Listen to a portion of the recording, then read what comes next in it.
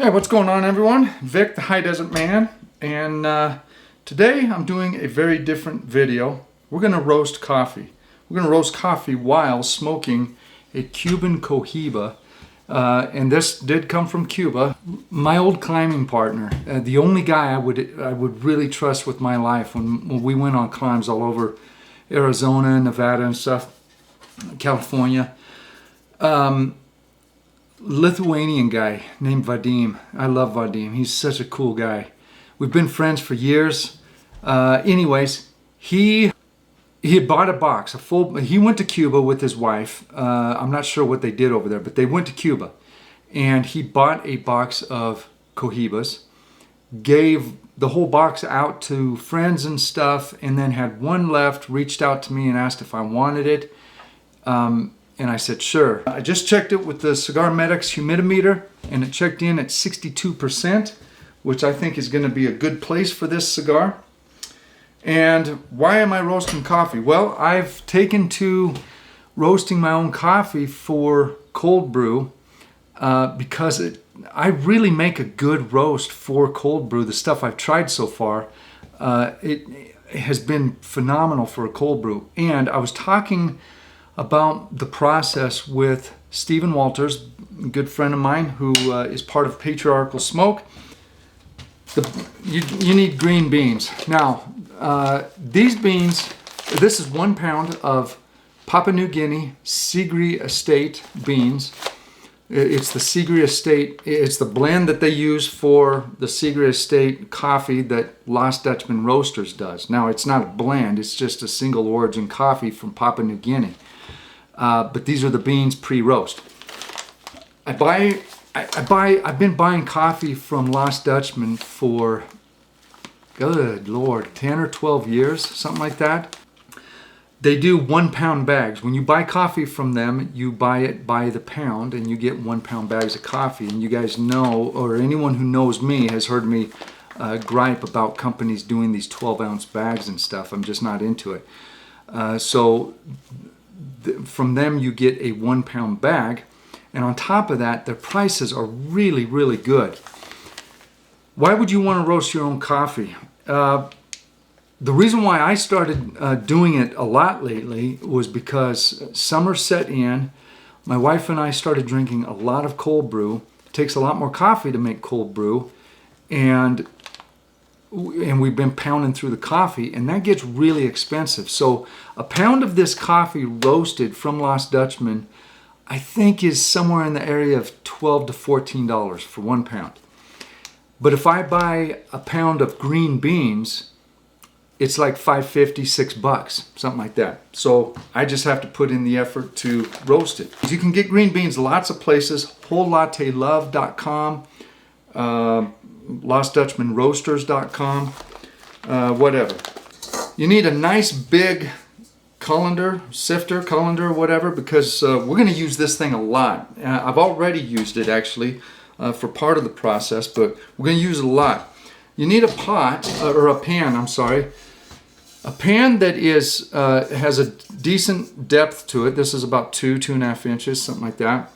And a decent sized pan, because 1 pound of beans, it won't look like much when it's in here, but it swells as you roast it, which it tends to fill up this pan pretty good. So if you're doing it this way, you only do about 1 pound at a time. If you have something deeper, you can do more, but I like doing 1 pound at a time. A towel. The towel is also going to be used. It's a little bit wet, and I'll talk about that in a second. Normally it's a dry towel, but I've already washed my beans. That's why it's wet. I'll talk about that in just a moment. And then ideally you want a wooden spoon. This is a bamboo spoon. And then because I'm out in the lab, I've got a little single burner stove here that I'm gonna use. So in a moment, I'm gonna turn the camera around, set it up, and we'll get going on it. And I'm going to film the whole process. Of course, I'll edit the video so it's a lot shorter because it takes a little while to do. Now, so you can save yourself money roasting your own beans, but it is a decent amount of work. So it depends on whether you want to put the work in or not. the process itself of roasting them doesn't take that long for 1 pound. It probably takes, once you've got the pan heated up and you dump the beans in, it probably takes, I don't know, maybe 20 minutes. I'll time it today and see exactly, but I think maybe it takes about 20 minutes. When it comes to coffee, anything that takes work just makes me really appreciate that coffee. And I, you know, my process, I have a ritual I go through in the mornings with my espresso machine that takes me 11 minutes from the time I turn on my machine to my first cup of coffee. It helps me, it's part of my ritual in the morning to get woke up and doing things. Same thing for roasting the beans. I really like roasting the beans because it just gives me some time to clear my head. I don't really think about anything. I just look at the beans as I'm stirring them, and I keep an eye on them and stuff. You get your beans. You start by washing the beans. And when I wash them, all I do is I put them in the colander, dump the whole bag in there, and I just run them under cold water and you know, tumble them with my hands real good. And that's all I do. Once you've rinsed your beans out, I take a towel, I fold it in half so that I've got 2 layers, and then I just lay it out. And so imagine that I've just washed the beans. I'm just now pouring them out of the colander and onto my towel. So they would be fairly wet. Right now they're damp, but they're for the most part dry. You put them on your towel. I fold my towel over once that way, once the other way, overlapping itself. Now you're starting with a towel that's been folded in half, so you've got a 2-layer towel, right? Then you fold it over the beans, and you're doing it about 1/3 of the towel. And then you take the other side and you fold it over the top of that. Then I take the ends and I just kind of fold them up like this, and I hold them with my hands. Now the beans are completely encased and they're not going to come out. So while they're wet, give them a good shake like this. I'm just getting that water off of there, and I do it for about a minute or so and get that water off the beans. Okay, and then after you've done that, you keep them on the towel,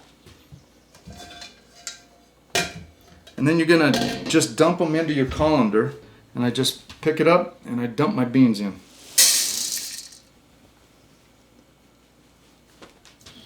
All right.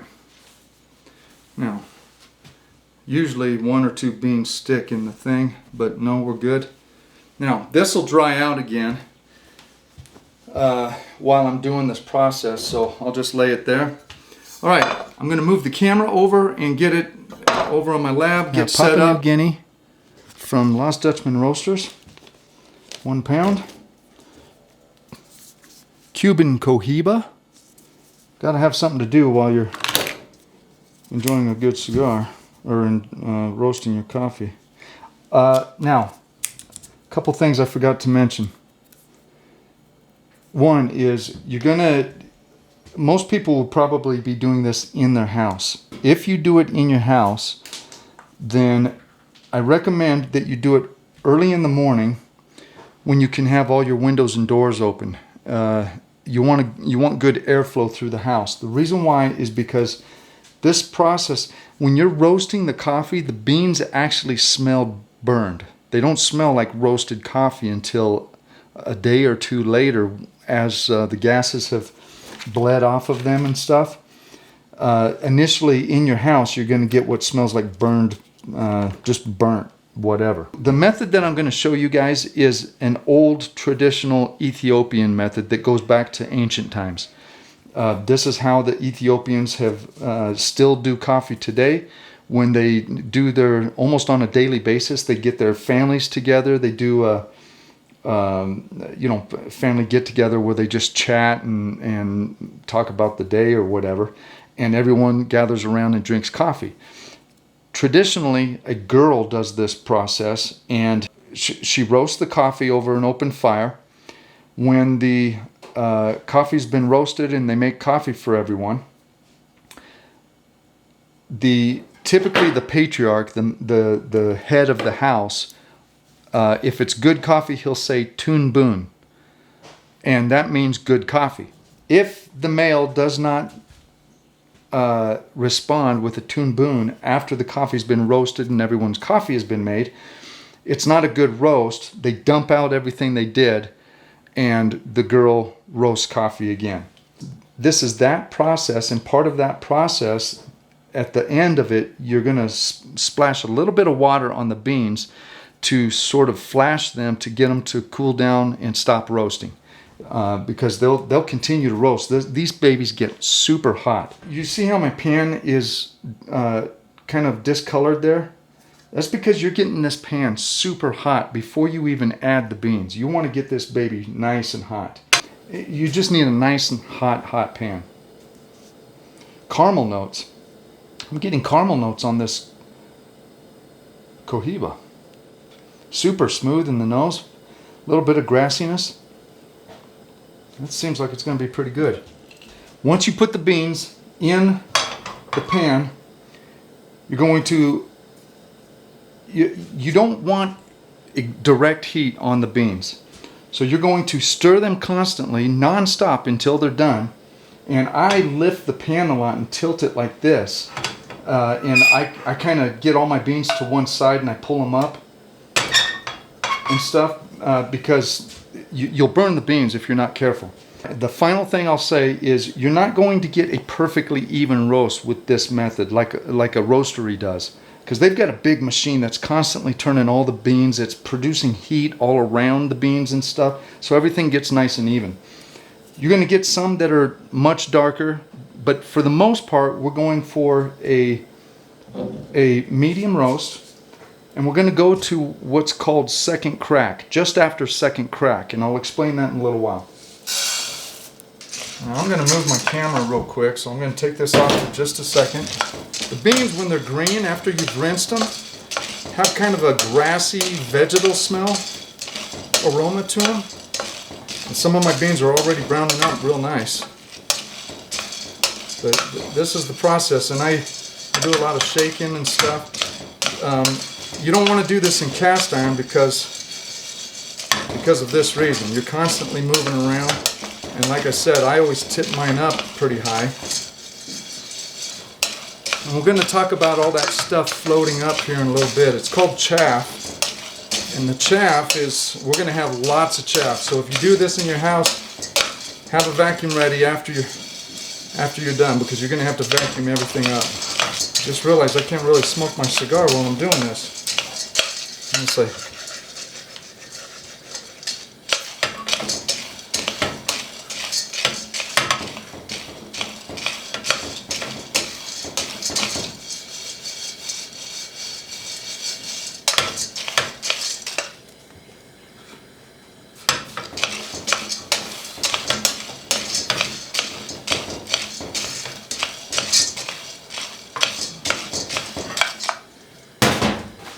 Handle's getting pretty hot. I need a glove while I'm doing this.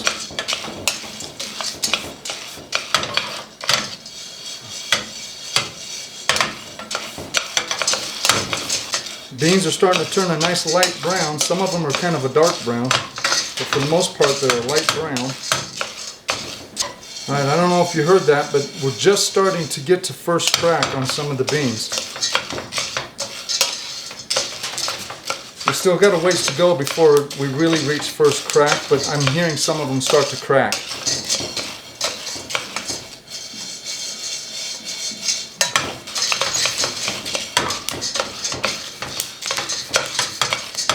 All right, they're cracking pretty good. Most of the beans, we're well into first crack here, and then there's a little bit of a delay between first crack and second crack. The beans are looking a nice chocolatey, sort of chalky, chocolatey, milk chocolate brown right now. Some of them are a bit darker. They're looking pretty good, and some people might think, okay, this is a nice light roast, maybe you'll stop here, but you don't want to stop yet, because the beans will have a weird flavor at this point. I can't describe the flavor, but it's just not right.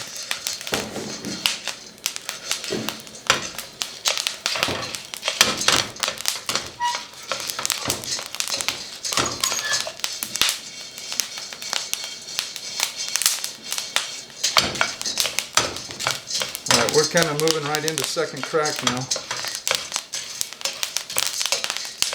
Getting a lot of popping.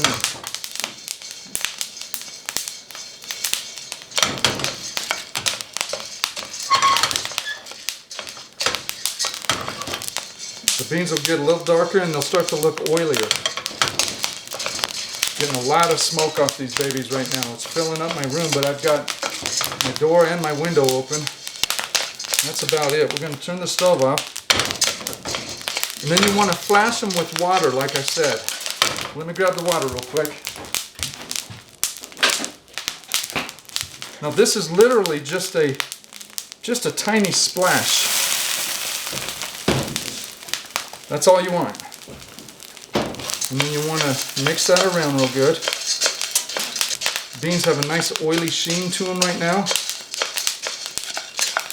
They smell pretty bad. Smell really burnt, but they're not. All right, then I'm going to go ahead, dump them in here. All right, now the next process I'll show you outside. Basically, I dump the beans into this colander, and you're just trying to cool them down as quick as you can. You want them to stop roasting. We're also getting the chaff off of the beans. The chaff is the dry skin that dries up and kind of comes off the beans. It's what causes that cracking. Some of the cracking. The beans opening up a little bit is the cracking as well. But that chaff is dropping through onto the ground here. And they're hot. You want to... Now, the next thing that I do after I've done this is I take them in, I put them back on the towel, and if my towel hasn't dried yet, I'll turn it over and do the other side, but I spread them out on the towel so that they're on a cooler surface and they're spread out away, not so much contact with each other. All right, you can see I've got the beans spread out on the towel here, and there's chaff and beans and there's stuff all over, so I've got to vacuum after this. It is a messy job, but basically you just want to kind of spread things out here so they cool off a bit. There's still a lot of heat coming off these things. After they cool off a bit, we're going to put them back in the colander, and then we are going to go back outside and we're going to get the rest of the chaff off of the beans. That's just a manual process. Basically, I shuffle them around in the colander real good, and the chaff will tend to sort of rise to the top, and I just blow it off. Just blow it off with my mouth, and I do that a few times. But yeah, they're pretty warm still, but they're cooling off. They're cooling off significantly now. I actually prefer this way because there's character, there's colors in there. There's multiple shades of brown and sort of reddish hues and black and stuff, and they just look really nice, and I like it when the beans look like that. That's roasting coffee by hand. I mean, I'm sure there's other ways that people have come up with for doing it and stuff, but what I just showed you is the traditional Ethiopian method of roasting coffee. Here's some of that chaff, all that black stuff in there, and it's all over the table and stuff, black, brown. It comes off in different phases, but you can see how dark my pan is too. The pan just keeps getting darker and darker each time I do this. Yeah, see the chaff coming off on the table here? Whoops. Oh, that was a little aggressive. You want to be careful not to waste all your beans on the ground. Yeah, I'm not getting much off the top at all. It seems to be mostly falling through the bottom. I think we're in pretty good shape here. You don't want to keep the beans in something airtight. That's the reason why when you buy a bag of whole beans that after they've been roasted, they've got that one-way valve that's in the bag, and you know, if you kind of squeeze the bag, you can smell the coffee through that one-way valve. The purpose for that valve is to expel the gases that these are going to release for a couple days now. They'll continue to release gas today, so I generally won't drink these, you know, grind up and use these beans for about 2 days after I've roasted them. The one that I've found that makes just a phenomenal cold brew is their Brazil, single origin Brazil, what's it called? I'll put it in the video. They name it from the farm it comes from. This Cohiba cigar is pretty darn good. It's got mostly sort of grassy, but it's not an overbearing grassiness. It's nice, but it has a little bit of caramel notes to it, and a little bit of coffee notes to it. So, pretty nice. This cold brew that I have here is the Brazil coffee, single origin Brazil, which, like I said, I'll put a link down below. It's best to do a couple pounds, 2 or 3 pounds at one time, because, you know, like I said, it's a bit of work to get everything ready and stuff, and you keep on moving. You're just moving the whole time. But that way you get a good amount of beans. The beans are nice and cool now, and these are going to make some fantastic. I've even been using it for espresso and stuff, and it's been really good coffee. I haven't tried any blends yet. I've mostly been sticking to single origins. This is a really smooth cigar. Hope you enjoyed the video. Haven't seen you guys in a while. So, Steven, this one was for you, buddy. Hope you enjoyed it. Hope I described everything well enough.